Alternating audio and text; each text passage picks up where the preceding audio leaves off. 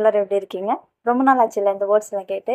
Actually ஏன் இந்த வேர்ட்ஸ்லாம் நான் கேட்கல அப்படின்னா, டைம் இல்ல. வரேன், ரெக்கார்ட் பண்றேன். ஸோ அந்த மாரி டைரக்ட்டா விஷயத்துக்கு போயிடலாமே அப்படின்னு போயிட்டேன். ஸோ அது எனக்கே ஒரு மாதிரியா இருந்துச்சு. ஸோ ப்ளீஸ் யாரும் தப்பா எடுத்துக்காதீங்க. இன்னையிலேருந்து நம்ம அந்த எனர்ஜெட்டிக்கோட அப்படியே ஸ்டார்ட் பண்றோம். ஸோ நான் ரொம்ப ஹாப்பியா இருக்கேன். நீங்களும் அதே ஹாப்பியோட ஸ்டோரி கேட்பீங்கன்னு நெனைக்கிறேன். சி இப்போதைக்கு ஸ்டோரி ஓகேவா? அப்படி போயிட்டுருக்குன்னு நெனைக்கிறேன். ஓகே. அத நம்ம அப்படியே கன்டின்யூ பண்ணுவோம். நேத்து வரைக்கும் என்ன பார்த்தோம் அப்படின்னா, நம்மளுடைய பூஜா அண்டு உங்களுக்கே தெரிஞ்ச ஒரு விஷயம் தான். 4 பேரும் 4 விதமா இருப்பாங்க. ஸோ இதுக்கப்புறம் என்ன நடக்க போகுது அப்படிங்கிறத நம்ம பார்க்க போறோம். ஆஸ் யூசுவலா பார்த்தீங்க அப்படின்னா, லீவ்ஸ் எல்லாம் முடிஞ்சு காலேஜ் ஸ்டார்ட் ஆயிடும். காலேஜ் ஸ்டார்ட் ஆகும்போது எல்லாருக்குள்ளேயும் ஒரு பயம், ஒரு தயக்கம் எல்லாமே இருக்கும். நம்மளோட ராமுக்கு என்னவா இருக்கும்னா, ஐயோ! நிஷா காலேஜுக்கு வருவாளா? வரமாட்டாளா? நான் அவள பார்ப்பேனா? பார்க்க மாட்டேனா? அப்படிங்கிற ஒரு கவலை இருக்கும். நிஷாவுக்கு வீட்ல என்ன ப்ராப்ளம் நடக்குது அப்படிங்கிறது ராமுக்கு தெரியாது. நம்மளுடைய பூஜாவுக்கு இவ்வளோ நாள் ஆச்சு. இப்போ வரைக்கும் நமக்காக ஒரு வாட்டி கூட கால் பண்ணல, பேசணும்னு தோணலல்ல. நாம தான் தேவையில்லாம அவங்க பின்னாடி போயிருக்கோம் அப்படிங்கிற ஒரு தாட். நாளையிலேருந்து காலேஜ் போகணும். இப்போ வரைக்கும் எப்படி இருந்தியோ அப்படியே தான் இருக்கணும். இனிமேலும் அப்படியே தான் கண்டினியூ பண்ணிக்கணும். பார்த்ததும் எக்காரணத்தை கொண்டும் நீ எந்த விதத்துலையும் நீ ப்ளீஸ் நீயாவே இரு. எந்த விதத்துலையும் பார்த்ததும் கொஞ்சம் கூட யோசிக்காத. நீ மாட்டு போ. ஸ்டில் அவங்க யாரும் நீ யாரும் ஓகே புரியுதா அப்படின்னு அவங்க கண்ணாடி முன்னாடி பேசிட்டு இருப்பாங்க. அங்க நம்மளுடைய ஜீவாக்கு ஆஸ் யூஷுவல் வருவாங்க போவாங்க. அவங்க சைட்ல இருந்து அவங்களோட தாட் என்ன அப்படிங்கிறது எதுவுமே பெருசா ரியாக்ட் ஆகாது. காலேஜ் ஓப்பன் ஆயிடும். நம்மளுடைய இன்னொரு பார்ட்டி ஒருத்தவங்க இருக்காங்க, அசோக். அவங்களுக்கு சீரியஸாவே இங்க என்ன நடக்குது அப்படிங்கிறது தெரியாது. ரீசன் என்ன அப்படின்னா, இவங்க எல்லாம் ஒரு உலகத்துல இருந்து சார் ஒரு உலகத்துல இருப்பார். ஸோ அதனால பெருசா எதுவும் தெரியாது. அடுத்த நாள் காலையில ரெடி ஆயிட்டு ராம், அசோக் ஆஸ் யூஷுவல் பூஜாவை பிக்கப் பண்ற வர மாதிரியே வருவாங்க. வந்ததும் பெல் அடிப்பாங்க. பூஜா வருவாங்க. பூஜா வந்ததும் ஒரு மாதிரி சோகம் கலந்த கவலையோட வருவாங்க. 2ம் ஒன்று தான் இல்லை. சரி, கவலை கலந்த ஒரு வருத்தத்தோட வருவாங்க. 2 வித்தியாசம் இருக்குன்னு நினைக்கிறேன். ஸோ வருவாங்க. ஏய் ஏண்டி இப்படி இருக்க அப்படின்னு சொல்லிட்டு ராம் கேட்பாங்க. ஆமாண்டி ஏன்டி இப்படி இருக்கேன்னு அசோக் கேட்பான். டே ஓ சாரி, ஆமாம் இந்த லீவில் நீ எங்கடா போன அப்படின்னு சொல்லுவாங்க. நானா பாட்டி ஊருக்கு போயிருந்தேன் அப்படின்னு சொல்லுவாங்க. இங்கே நீ இல்லாதனால என்னென்னமோ நடந்துச்சுட்டா அப்படின்னு பூஜை சொல்லுவாங்க. அப்படியா என்ன நடந்துச்சுன்னு கதை மாதிரி கேட்பான். நீ மூட்டு வா, எதுவும் வந்தாலும் அப்புறம் பேசிக்கலாம் அப்படின்னு சொல்லுவாங்க. சரி நீ ஏண்டி இப்படி இருக்க? நீ ஜீவா கிட்ட பேசினே இல்லையான்னு சைக்கிளில் போகும்போதே பேசிட்டு போவாங்க. இல்லடா. ஜீவாவது உங்களுக்கு கால் பண்ணாங்களா? இல்லடா. என்னதாண்டி ஏண்டி இப்படி இருக்க? அதையே நினைச்சிட்டு இருந்தா எப்படிரி? அது வந்து மூவ் ஆன் ஆகாம இருந்தா எப்படி அப்படின்னு சொல்லிட்டு அவங்க சொல்லுவாங்க. இங்க பாரு, இதுக்கப்புறம் நான் அதை பத்தி எதுவும் பேச விரும்பல, நினைக்கவும் விரும்பல. சி அது முடிஞ்சது முடிஞ்சது. பிரச்சனை நடந்து இவ்வளவு நாள் ஆச்சு. ஒரு வார்த்தை என்ன பண்ற இருக்கேனா இல்லையா எப்படி இப்படி எதுக்காகவும் எனக்கு ஒரு கால் கூட பண்ணாதவங்கள நான் ஏன்டா நினைக்கணும்? சி இதுல இருந்து தெரியுது அவங்களுக்கு என் மேல இன்ட்ரெஸ்ட் இல்லை அப்படின்ட்டு. ஒரு சைட்ல இருந்து மட்டும் இன்ட்ரெஸ்ட் கொடுக்கறனால ஒரு பிரயோஜனமும் இல்லடா. என்னோட இன்ட்ரெஸ்ட் என் கூடயே இருந்துட்டு போட்டதும் நீ சொன்ன மாதிரிதான் அவரவர் ஃபீலிங் அவங்க அவங்களுக்கு. என்னோட ஃபீலிங்ஸ் என்னோடவே இருந்துக்கணும். நான் அவங்க கிட்ட காட்டவும் விரும்பல, அவங்க கிட்ட இருந்து எதையும் எதிர்பார்க்கவும் விரும்பல அப்படின்னு சொல்லிட்டு கொஞ்சம் ஹார்ஷா கத்திடுவாங்க. ஏய் சரி சரிடி அப்படின்னு சொல்லுவாங்க. ஆமா உன்னோட விஷயம் என்ன அப்படின்னு கேட்பாங்க. நான் சொல்றதுக்கு என்ன இருக்கு? கிட்ட இருந்து சேம் எந்த ஒரு ரியாக்ஷனுமே வரல. அவளை பார்க்கவும் முடியல அப்படின்னு சொல்லுவாங்க. அட்லீஸ்ட் ஜீவாவது ஹெல்ப் பண்ணுவாங்கன்னு பார்த்தா அதுக்கும் வழி இல்லை அப்படின்னு சொல்லுவாங்க. டேய் இன்னைக்கு எப்படியாவது நிஷா வருவாங்க, வா நாம பார்த்துக்கலாம். நிஷாவுக்கிட்ட டைரக்டா பேசுவோம் அப்படின்னு சொல்லிட்டு போவாங்க. காலேஜ்குள்ள போவாங்க. அங்க பார்த்தீங்க அப்படின்னு இந்த ப்ராப்ளம்க்கு அப்புறம் அந்த சீனியர்ஸ் எல்லாம் அங்கே நின்றுட்டு இருப்பாங்களா, அதெல்லாம் அவங்களுக்குள்ள இருக்குது. ஏன்னா அவங்க வந்தது நேராக போயிடுவாங்க. நம்மளுடைய பூஜா மனசுல வார்த்தைகளால இல்ல வேணாம் அதெல்லாம் சொன்னாலுமே காலேஜ்க்கு பக்கத்துல நெருங்க நெருங்க நெருங்க நெருங்க அவங்களோட மனசு நிறைய விஷயங்களை எதிர்பார்க்க ஆரம்பிச்சிடும். கண்கள் தேட ஆரம்பிச்சிடும். இதய துடிப்பு ஆட்டோமேட்டிக்காவே துடிக்க ஆரம்பிச்சிடும். அந்த தேடலுடைய அஃபெக்ஷன் அவங்களுடைய இதயத்துல இருக்கும். ஸோ அவங்க வந்து அவங்களே அறியாம உள்ள போனதுமே ஆட்டோமேட்டிக்கா கண் பார்த்தீங்கன்னா சுத்தி சுத்தி சுத்தி சுத்தி அடிக்கும். எங்கேயுமா இருக்காது. எப்பயும் போல சைக்கிள ஸ்டாப் பண்ணிட்டு அவங்க பாட்டுக்கு போயிட்டுருப்பாங்க. கரெக்ட்டா அப்பதான் ஜீவா உள்ள இருந்து வருவாங்க. ஆக்சுவலா அவங்களோட காலேஜ் ஆடிட்டோரியத்துலருந்து வருவாங்க. வந்ததும் நேரா இவங்க வந்து இவங்க பார்ப்பாங்க. அவங்களும் பார்ப்பாங்க. இவங்க பூஜா வந்து ஜீவாவ பார்த்த உடனே உடனே திரும்பிக்கிட்டு அவங்க கிளாஸ்க்குள்ள போயிடுவாங்க. ஜீவாவும் எதுவும் பேசாம போயிடுவாங்க. ராம் மட்டும் நின்னு ஜீவாவ பார்ப்பாங்க. ஜீவாவ பார்த்ததுக்கப்புறம் ஜீவாக்கு என்ன பேசுறதுன்னே தெரியல. அ ஒரு நிமிஷம் வெயிட் பண்ணு அப்படிங்கிற மாதிரி அவங்க ரியாக்ட் குடுப்பாங்க. பட் ஜீவா ரம் ராம் வந்துட்டு பூஜா போவும், இவங்களும் பின்னாடியே போயிடுவாங்க. சரி, இவங்களுக்கு எப்படி சொல்லி புரிய வைக்கிறதுன்னு தெரியாம ஒரு பக்கத்துல ஜீவா ஒரு கன்ஃபியூஷன்ல இருப்பாங்க. ஸோ இது எல்லாத்தையும் தாண்டி போயிட்டு வந்துட்டு நார்மலா இருக்கலாம் அப்படின்னு நெறைய பேர் நினைப்பாங்க. நினைக்க முடியாது. கிளாஸ்ல பார்த்தீங்க அப்படின்னா, பூஜாவுக்கு ரொம்ப டிஸ்டர்ப்டா இருக்கும். ஜீவாவோட தாத்தாவே இருக்கும். அந்த ஜன்னல் ஓரத்துல உட்காந்துருப்பாங்க இல்லையா? ஸோ ஜன்னல் ஓரத்துல எட்டி பார்க்கும்போது, அவங்க அவங்க வரும்போது போகும். இது எல்லாமே பார்த்துட்டு இருப்பாங்க. ராமுக்கு பார்த்தீங்க அப்படின்னா, கிளாஸ் ரூம்லயே இருந்தாலும், ப்ரெசென்ட்டா இருந்தாலும், ஆப்சென்ட்டா இருப்பாங்க. என்ன பண்றதுன்னு தெரியாம. ஸோ அடுத்தடுத்து பிரேக் எல்லாம் வரும்போது, அந்த டீ குடிச்சது, அரட்டை அடிச்சது, இது எல்லாமே அவங்களோட மைண்ட்ல ரொம்ப டிஸ்டர்ப்டா இருக்கும். ஸோ எல்லா டிஸ்டர்பையும் தாண்டி நம்மளுடைய ஜீவா இருந்துக்கிட்டு என்ன நினைப்பாங்கன்னே தெரியாது. நேரா பூஜாவுடைய கிளாஸ்க்கு வருவாங்க. கிளாஸ்க்கு வந்துட்டு அவங்களுடைய ஸ்டாஃப் இருப்பாங்க இல்லையா? அவங்க ப்ரொஃபசர் அவங்ககிட்ட சொல்லிட்டு, "நான் பூஜா கிட்ட கொஞ்சம் பேசணும் மேம்" அப்படின்னு சொல்லுவாங்க. "கேரியன் ஜீவா" அப்படின்னு சொல்லுவாங்க. போய் இவங்க இருந்து கைய பிடிச்சு கூட்டிட்டு வந்துருவாங்க. அங்க இருக்கிறவங்க எல்லாருமே ஷாக் ஆயிடுவாங்க. "வா" அப்படின்னு சொல்லிட்டு கைய பிடிச்சு கூட்டிட்டு வருவாங்க. கூட்டிட்டு வந்து அந்த காலேஜ் அந்த சின்ன சின்ன கேப் அந்த மரத்தடி இந்த மாதிரி இருக்குல்ல, அந்த இடத்துல நிக்க வச்சு, "என்னதாண்டி உன் பிரச்சனை? என்னடி நினைச்சிட்டு இருக்க நீ உன் மனசுல?" "நான் என்ன நினைக்கிறேன்? நான் நினைக்கிறதெல்லாம் உன்கிட்ட ஏன் சொல்லணும்?" அப்படின்னு சொல்லிட்டு இந்த மாதிரி ஃபைட் போகும். போனதுக்கப்புறம், "இங்க பாரு பூஜா, நான் சொல்றது கொஞ்சமாவது கேளு" அப்படி சொல்லுவாங்க. "நீ சொல்றத நான் எதையும் கேட்க ரெடியா இல்ல. தயவு செய்து விட்டுரு ப்ளீஸ். என்னை விட்டுரு. நான் உன்கிட்ட இருந்து எதையும் எதிர்பார்க்கல. இத்தனை நாள்ல இந்த ஒரு ஒரு 1 வீக்ல என்னோட ஞாபகமே உனக்கு வரலல்ல. ஒரு ஃபோன் கூட பண்ணணும்னு தோணலல்ல. என்ன வந்து பார்க்கணும்னு கூட நினைக்கல. ஆனா நான் என் நிலைமைய கொஞ்சமாவது நினைச்சு பார்த்தியா? நான் உன் மேல எவ்ளோ பாசம் வச்சிருக்கேன்னு உனக்கு நல்லா தெரியும். நீ என்கிட்ட கால் பண்ணல, பேசல. நான் எவ்ளோ வருத்தத்துல இருப்பேன். எவ்ளோ கவலையில இருப்பேன். என்னை பத்தி உனக்கு கொஞ்சம் கூட யோசனை வரலல்ல. ம். உனக்கென்ன? இதுதான் சாக்கு. விட்டா போதும். ஒரு நிமிஷம் குறைஞ்சிச்சு. தொல்லை முடிஞ்சிச்சு. அவ்ளோ டார்ச்சர் பண்ண முன்னாடியே சொல்லியிருக்க வேண்டியதானே? என் பின்னாடி வராத. எனக்கு இதெல்லாம் செட் ஆகாது அப்படின்ட்டு. ஆனா நீ, நான் பக்கத்துல வரும்போதெல்லாம் நீ அதை அக்செப்ட் பண்ணிக்கிட்டு தானே இருந்த. எல்லா இடத்துலயும் உனக்கு என்ன பிடிக்கும்னு நினைச்சு தானே வந்தேன். ஆனா நீ இப்படி பண்ணுவ நான் எதிர்பார்க்கவே இல்லை. எல்லாத்தையுமே நீ முன்னாடியே சொல்லியிருந்தா நான் எல்லாத்தையுமே ஸ்டாப் பண்ணியிருப்பேன். Thank God. இப்பயாவது உன் மனசுல என்ன இருக்குங்கிறது எனக்கு தெரிஞ்சுச்சு. அது வரைக்கும் எனக்கு சந்தோஷம். இந்த மாதிரி ஒரு பர்சன் மேல எனக்கு ஃபீலிங்ஸ் வந்ததை நினைச்சு எனக்கு இப்பவுமே எனக்கே என் மேல கோவமா வருது. நான் நிச்சயமா நீ இப்படி இருப்பேன்னு எதிர்பார்க்கவே இல்லை. இங்க பாரு, நீ யாரு, என்ன, எப்படி, எதுவுமே தெரியாம எனக்கு உன்னை பிடிச்சிச்சு.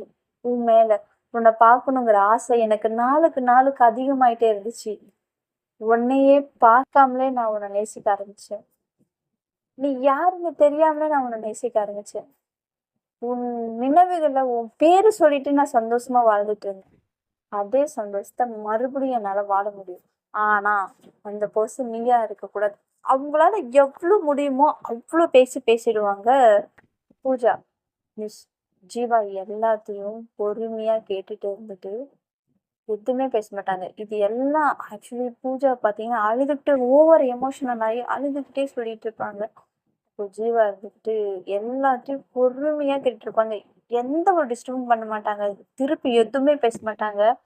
சைலண்டா எல்லாத்தையும் கேட்டுக்கிட்டே இருப்பாங்க. கேட்டுக்கிட்டே இருந்துட்டு ஸோ அவங்க பேச பேச பேச இதுக்கப்புறமும் உன்கிட்ட பேசுறதுக்கு ஒண்ணும் இல்ல. விடு நான் போறேன் அப்படின்னு சொல்லிட்டு போகிற டைம்ல அப்போ ஜீவா அவங்க கையை பிடிச்சு இழுத்து இருப்பாங்க. கை பிடிச்சு இழுத்ததும், "விடு நான் போறேன். கை பிடிக்காத. விடு நான் போறேன். விடு நான் போறேன்னு" சொல்லுவாங்க. கேட்காம உடனே ஹக் பண்ணிப்பாங்க. அந்த டைட்டா ஹக் பண்ணுவாங்க. விடு அவங்க பயங்கரமா அழுவாங்க. "நான் போறேன். விடு ஜீவா. விடு. என்னை விடு" அப்படின்னு சொல்லிட்டு கதறுவாங்க.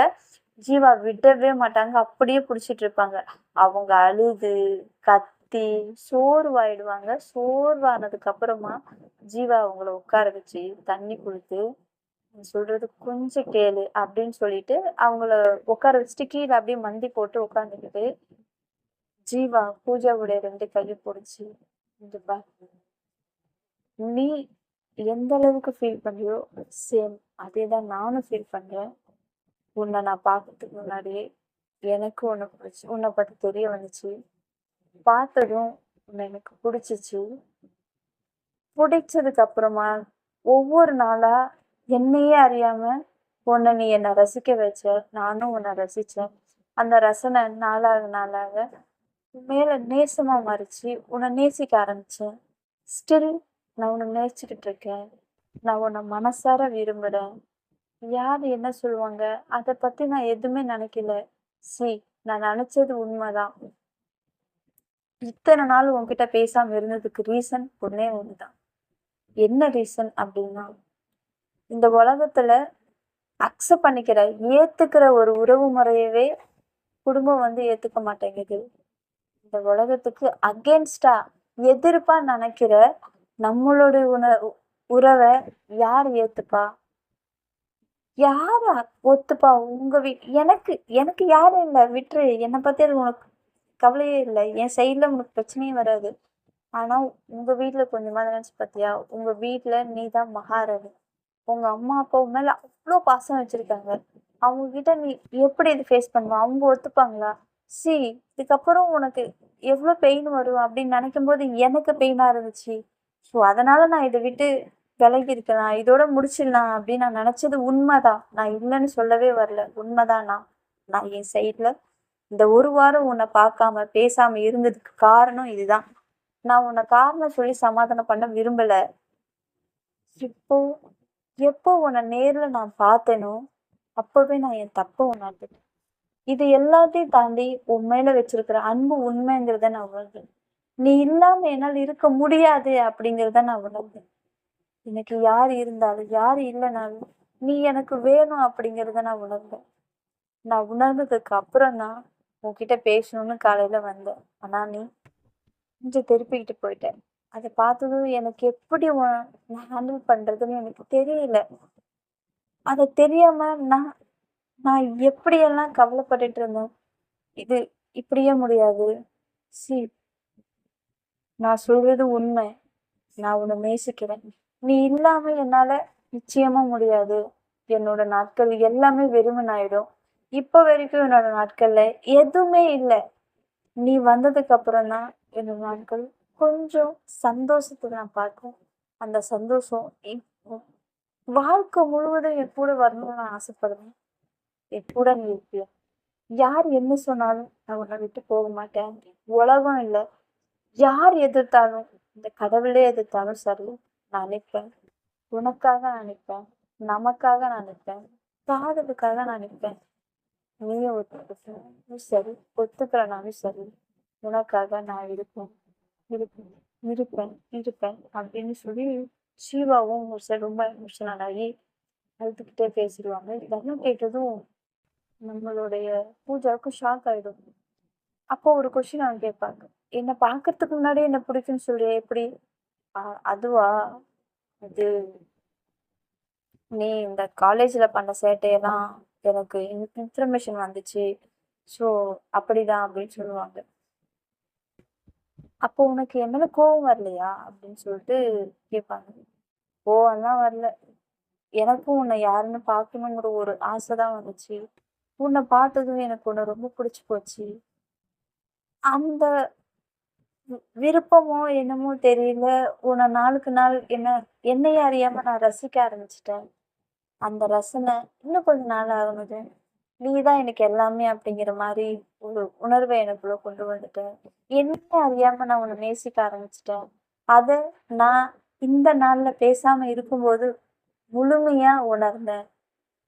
அதை உணர்ந்ததுக்கு அப்புறம் தான் உன்கிட்ட பேசான்னு வந்தேன். இப்படி ஆயிடுச்சு. இங்க பாரு, நான் உனக்கு இப்ப வாக்கு கொடுக்குறேன். உன்னையும் நான் விட மாட்டேன், ராம நிஷாவையும் நான் பிரிக்க விட மாட்டேன். அவங்க 2 பேரையும் சேர்க்கறதும் என்னோட பொறுப்பு தான்.